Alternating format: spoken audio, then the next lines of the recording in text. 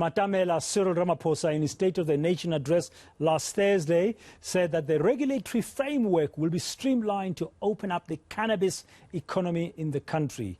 One activist says the country needs extensive legal reform and proper public consultation with those who grow the plant, as well as a law that will allow people to procure dagga from legal sources. He says that they were not impressed with the president's speech because government doesn't have a clear understanding of what needs to be done to get this right.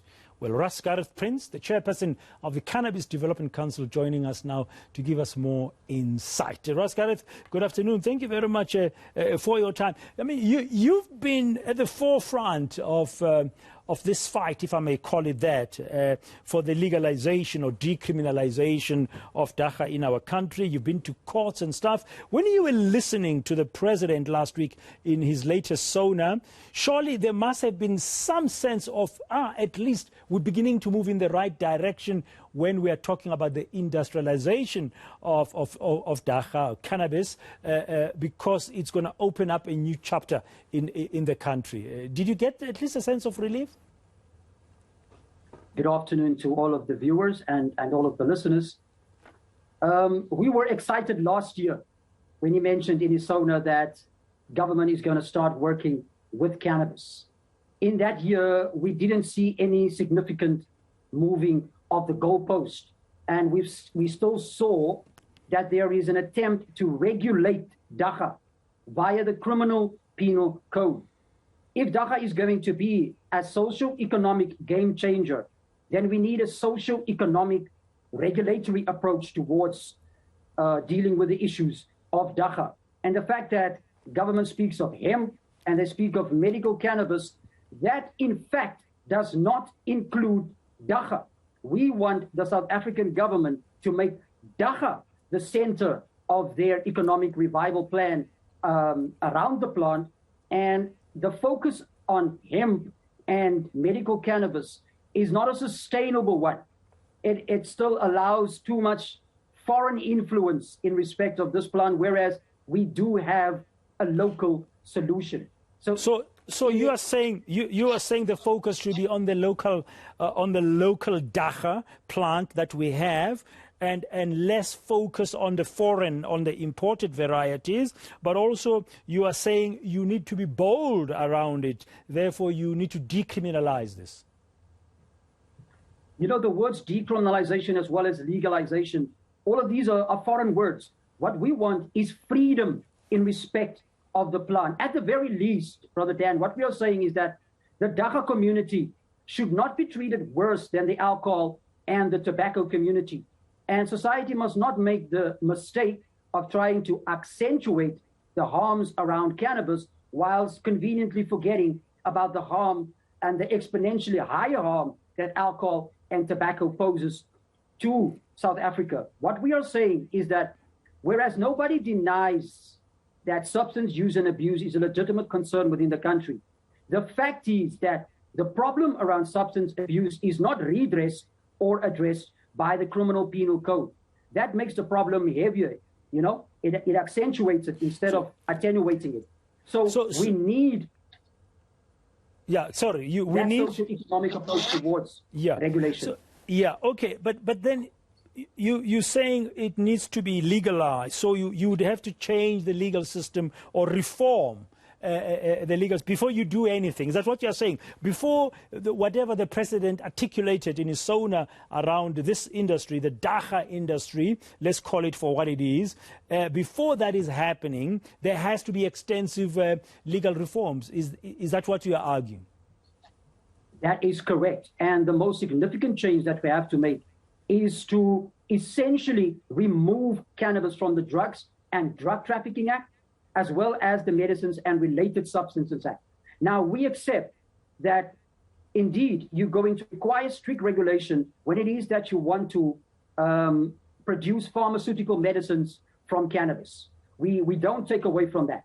But we are saying that the notion of regulating cannabis through the criminal justice system is a waste of time and resources, and more importantly, it puts hundreds of thousands of predominantly adolescent indigenous South Africans in jail. Whereas you find that the judge inspector of prisons, he announced that prisons are bursting out of their seams, and the Department of Correctional Services is not in a position to render this type of services that the law requires of them to do because they are 3 times overmaxed. So we must put South Africans to work instead of putting them to jail. And for that, there needs to be significant changes to the Drugs and Drug Trafficking Act, as well as the Medicines and Related Substances Act.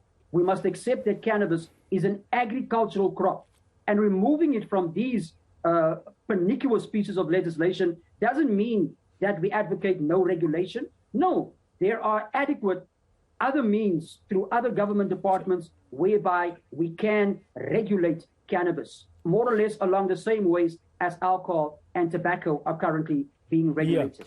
Yeah, I see that in the Eastern Cape yesterday, Oscar Mabuyane, the Premier there, was talking about the role of the industry and what they want to do in the Eastern Cape during his State of the Province address. But from what you are saying, unless you address the legal framework, let's call it that for now, around Dagga, then your plans of making it a sustainable and thriving industry will falter. Very correct.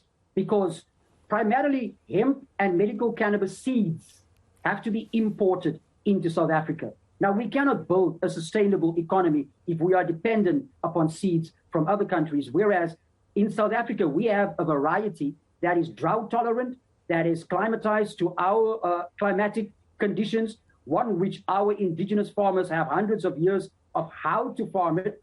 And quite importantly, Dagga can do what hemp can do, it can do what medical cannabis can do, but hemp and medical cannabis cannot do what Dagga can do. So we need to stop with these artificial distinctions. You know, it's kind of like we want to bring cannabis apartheid back. Under apartheid, we had a situation where the Caucasians or the European brothers were considered more superior to us.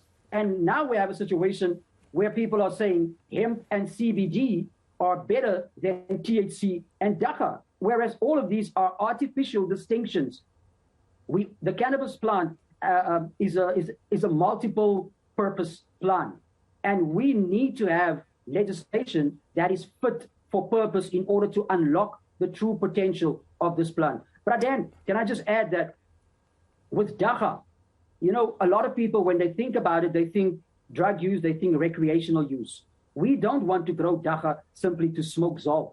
It's about building houses for our people. It's about creating opportunity for food, clothes, and medicine for our people, fuel for our cars, and for people's lamps. These are all industries that we can build organically from the ground up if government starts working with its people, which is its most important resource, and build an economy that is centered around Dagga, which is sustainable, reliable, and renewable.